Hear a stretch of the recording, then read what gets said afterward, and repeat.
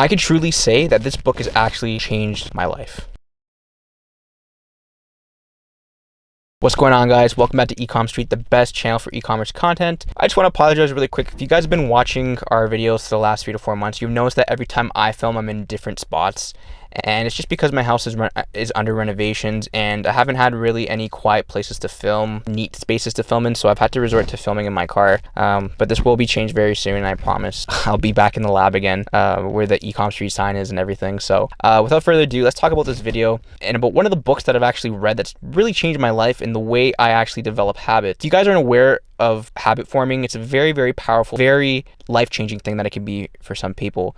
Everyone has good habits and everyone has bad habits, right? The key to developing good habits and getting rid of bad ones is to be very self-aware of what you're actually doing right now. So for example, are you a person that is very proactive? Are you a person that's very attentive? Are you a person that has the willpower to restrain from doing bad things or good things, right? These are things you have to be very self-aware of when it comes to the actual habit formation or getting rid of bad habits. There are many things you can do when developing good habits, and there are many things you can do when getting rid of bad habits. Let's talk about the good habits first, and then we'll talk about the bad habits next.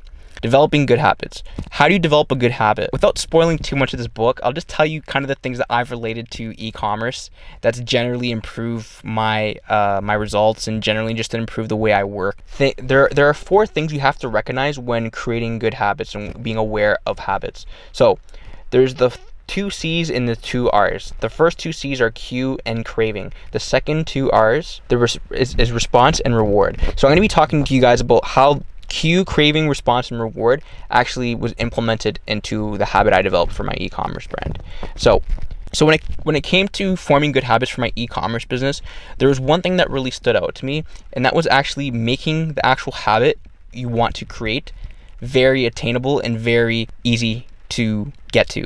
So what do I mean by this? One of my biggest habits that I want to create was always consistently creating content for our Facebook ads, okay? If you guys don't know already, Corey and I have very different roles in our business. Corey's more of a logistics guy. I'm more of a front-end content marketing guy. Although we both do handle like the marketing, I'm more like front end with the socials and like the actual development of content and like the strategic planning, all that kind of stuff. A habit that I actually really want to form was just creating content every single day. And you know, obviously there's days where you don't feel like creating a piece of content, but I did, and this is how you create good habits, right? You have to consistently do it every single day. So what made it? What was the turning point that actually made this habit consistent throughout every single day? Well, I'll tell you right now. The biggest thing that I did was making it very, very easy to see. So what do I mean by this? The first thing that I actually saw when I woke up in the morning was actually my Adobe Premiere Pro. I actually made it so that when I turned on my computer, first thing that would show up was Adobe Premiere, and I knew right away, that's a cue in my head. Okay, I see Adobe Premiere Pro, I gotta make an ad. Now, mind you, there's still some other things I gotta take up first in the morning, but this is one of the main priorities that I'm talking about right now. One of the habits I just wanted to develop over a long period of time. Obviously, some things are different now, but I'm just relating to this book. Now, that initial cue, when I see Adobe Premiere Pro, I'm going to think right away, okay, I got to make ads. Let's do this. I'm ready to go. That's where the craving comes in, where you're craving to make ads and you're craving the next potential 2 things that are about to come up. The response is what the actual action is. So actually creating the ads itself is the response, and the reward of creating ads is obviously you get customers to your website, you get to advertise them on Facebook, right? You get purchases, etc. Those 4 things, those 4 pillars are huge. Okay, and that's when I say being self-aware of those 4 things, very, very detrimental to your habit forming. And there's tons of other habits that I developed for my e-commerce business. Example is, hitting up content creators, making sure that I'm on top of other things in our business like logistics and operations as well, posting on Instagram consistently, stuff like that. And if you don't follow to do these things, there's also consequences that you can set aside for yourself. So I actually know there's an example in the book that someone had to wake up before 5 a.m. or 6 a.m. every single day. And if they didn't, there would be an automatic tweet that was sent out on their Twitter saying, oh, I slept in today, I'm lazy, etc.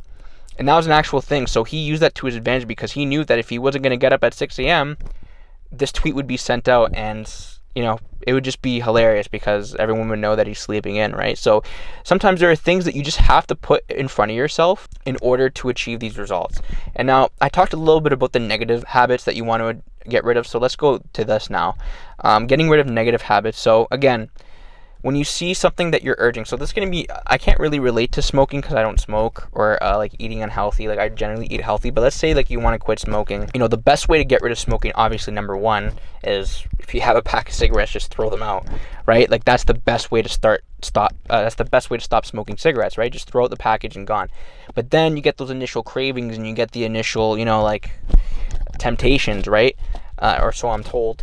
And it's very hard for some people to, you know, get rid of their negative habits. So if you do have negative habits like smoking or like eating unhealthy, or maybe you just, sometimes you're very lazy, you spend too much on your phone, these are some things that you want to do to avoid getting into like this trap that everyone falls into, which is doing bad habits. So the first thing you want to do is obviously make it less obvious, okay? So you smoke, like I said, you throw it out. If you're on your phone too much, put your phone away in your room and like lock it up in like a safe or something. Like put it away, okay? That's what you can do. Or if you're eating unhealthy, throw all of your junk food out, or maybe just store it in somewhere that you can't really get it, okay? That's the first step. Number two, you replace your bad habit with the anti version of it. So basically like the better version. So if you quit smoking, maybe your smoking alternative could be, you know, eating better. I mean, so if you say eat unhealthy, eating unhealthy would be the equivalent to eating healthy, or being very lazy would be the equivalent to going to the gym. So you can kind of reverse those two habits and make them better.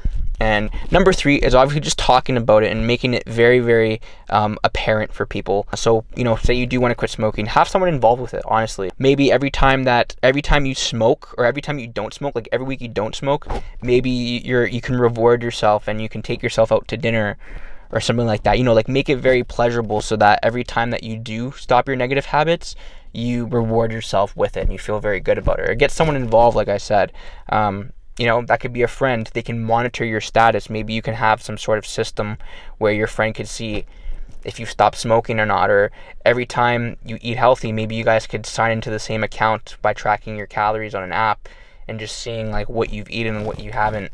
You know, there's ways to do everything, but the best way to do it is to get people involved and just to make things very, very non-apparent. And obviously, guys, there's many, many things that I've learned from this book, but I don't want to give away too many things. But I definitely suggest reading Atomic Habits. This video was a little bit of a quick one, so if you guys have any more questions about this book, like let me know. I'll be able to answer any of your comments, and we can we can have a discussion. I'm on Instagram, on Twitter, TikTok too. I'm starting to do like a personal TikTok now, so you guys can hit me up whenever you want. But I hope you guys enjoyed this little video. Just a little bit of insight about Atomic Habits and what it's really done for me, and it's honestly really changed the way I look at things and the way I do work. So highly suggest that you read that book, and I really hope that you guys enjoy this video.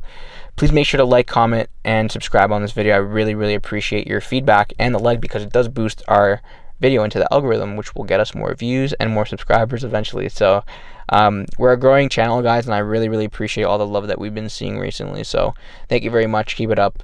And I'll see you guys in the next video. Take care.